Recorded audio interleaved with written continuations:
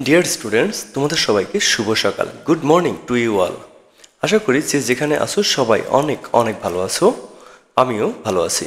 আমরা আজ আলোচনা করব তোমাদের ইংলিশ ফর টুডে বইয়ের ইউনিট 37 থেকে। আমরা এই ইউনিটে অন হলিডে পার্ট 2 থেকে আলোচনা করব। আমরা আজকের পাঠে লেসন 2 এবং 3 আলোচনা করব। আশা করি তোমরা সবাই বই, খাতা, কলম এবং প্রয়োজনীয় সকল কিছু নিয়ে পড়তে বসেছ। তোমরা তোমাদের ইংলিশ ফর টুডে বইয়ের পেজ নম্বর 75 বের করো। তোমরা কি দেখতে পাচ্ছ? তোমরা দেখতে পাচ্ছ ল্যাঙ্গুয়েজ ফোকাস। দেখো, এই যে হলুদ কালির ভিতরে বেশ কিছু গ্রামার আইটেম লেখা আছে, এটাই হলো গ্রামার ফোকাস, ল্যাঙ্গুয়েজ ফোকাস। তোমরা অ্যাক্টিভিটি এ খেয়াল করো। অ্যাক্টিভিটি এতে ল্যাঙ্গুয়েজ ফোকাসে রয়েছে the future with will. Future টেন্সের সাথে উইলের ব্যবহার। আমরা যে কাজগুলো ভবিষ্যতে করব সেই কাজ বর্ণনা করতে সেই ভার্বগুলোর আগে আমরা উইল ব্যবহার করি।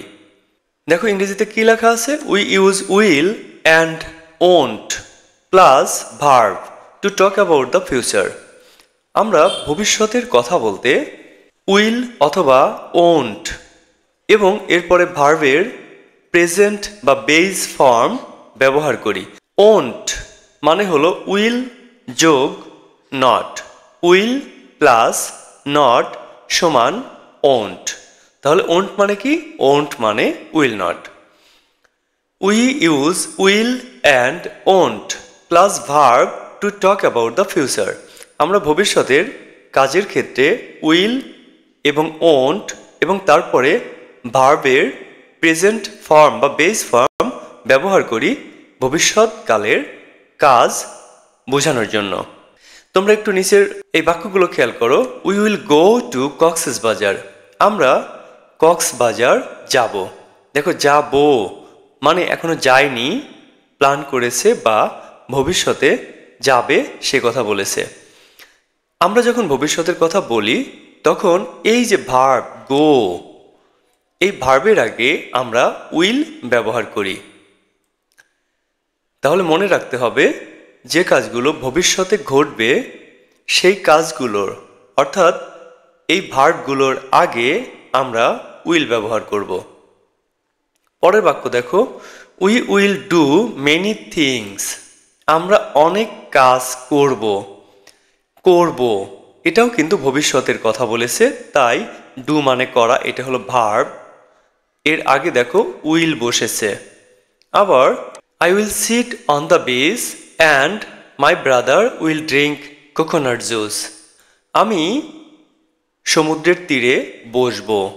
দেখো বসবো যে কারণে সিটের আগে উইল বসানো হয়েছে।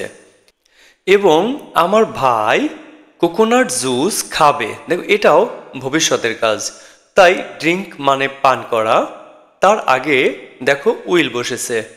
ভবিষ্যতের কাজের আগে এই যে উইল বসেছে। We won't go to bed early. আমরা তাড়াতাড়ি ঘুমাতে যাব না। এটাও কিন্তু ভবিষ্যতের কথা, ভবিষ্যতে করবে না সেটা বলেছে। তাই দেখো এখানে ভার্ব হলো গো মানে যাওয়া, এর আগে না করা অর্থে ওন্ট মানে উইল নট বসেছে। তাহলে তোমরা জানতে পারলে যে ভবিষ্যতের কোনো কাজ আমরা যখন ব্যক্ত করব বা বাক্যে প্রকাশ করব তখন আমরা সেই কাজের আগে উইল ব্যবহার করব। পুরো গঠনটা তাহলে এরকম হবে, subject plus will plus verb এর বেস ফর্ম প্লাস বাকি অংশ। তাহলে তোমরা বুঝতে পেরেছো নিশ্চয়ই যে আমরা ভবিষ্যতের কাজ যখন বাক্যে লিখব তখন কোন গঠন বা স্ট্রাকচার অনুসরণ করে লিখব। তোমরা এরকম আরও কিছু বাক্য পরে পাবে, সেগুলো দেখে আরও পরিষ্কারভাবে বুঝতে পারবে। তোমরা এবার অ্যাক্টিভিটি বি খেয়াল করো। অ্যাক্টিভিটি বিতে বলেছে complete the paragraph with will or won't and a word from the box. তোমরা এই যে নিচে একটা প্যারাগ্রাফ আছে, এই প্যারাগ্রাফটা পূরণ করবে উইল অথবা ওন্ট এবং তারপরে এই যে তোমরা এখান দিয়ে যে তোমরা বক্সের মধ্যে শব্দগুলো দেখতে পাচ্ছ, এগুলো আসলে ভার্ব। এই ভার্বগুলোর একটা এবং এই উইল অথবা ওন্ট এই দুইটার যে কোনো একটা নিয়ে এই শূন্যস্থানগুলোতে বসাবে এবং অর্থপূর্ণভাবে শূন্যস্থানগুলো পূরণ করবে। দেখো, কমপ্লিট মানে পূর্ণ করা, প্যারাগ্রাফ মানে অনুচ্ছেদ, আর উইল এবং ওন্ট ভবিষ্যতের কাজ নির্দেশ করতে ব্যবহৃত হয়। ওয়ার্ড মানে শব্দ, তোমরা আগে থেকেই হয়তো জানো। ফ্রম মানে হইতে। বক্স মানে বাক্স, এখানে এই ঘরকে বক্স বলা হয়েছে। তোমরা ছবিতে দেখতে পাচ্ছ মলয়, তার ছোট ভাই, তার মা এবং তার বাবা তারা নৌকায় চড়ে বেড়াচ্ছে। তারা ছুটির দিনে আনন্দ করছে। এই আনন্দ করা নিয়ে, এই যে নৌকায় করে বেড়াচ্ছে, এই বেড়ানো নিয়েই কিন্তু আমাদের নিচের এই অনুচ্ছেদ বা প্যারাগ্রাফটা রয়েছে। চলো আমরা তাহলে এবার এই প্যারাগ্রাফটা পূরণ করি। তোমরা প্রথম বাক্য খেয়াল করো, Malay's family is going to Cox's Bazar on holiday. মলয়ের পরিবার কক্সবাজার যাচ্ছে ছুটির দিন কাটাতে। They dash many exciting things. তারা অনেক উত্তেজনাকর জিনিস করবে এখানে। তারা অনেক উত্তেজনাকর জিনিস এখানে করবে। তাহলে করবে আমরা জানি করার ইংরেজি ডু, আর এর আগে আমরা বসাবো উইল। আমাদের বলেছে উইল অথবা ওন্ট ব্যবহার করতে। যে কাজগুলো করবে তার আগে আমরা উইল ব্যবহার করব, অর্থাৎ উইল ডু লিখব, আর যেগুলো করবে না সেগুলোর আগে ওন্ট লিখব। তাহলে আমরা এটা পূরণ করব কি দিয়ে? They will do many exciting things. পরের বাক্য দেখো, they dash on the beach. এই সমস্যাটা কি এদের? মানে তারা সমুদ্রের তীরে বসবে। এটাও কিন্তু করবে, করবে না তা কিন্তু না, এটা করবে। তাহলে আমরা এটাতে লিখব সিট এবং এর আগে লিখব উইল, অর্থাৎ এই বাক্যটা আমরা এভাবে পূরণ করব, they will sit on the beach. তারা সমুদ্রের তীরে বসবে। পরের বাক্য দেখো, দে ড্যাশ জুস। তারা জুস পান করবে, তাই তো? নাকি করবে না বলো তো?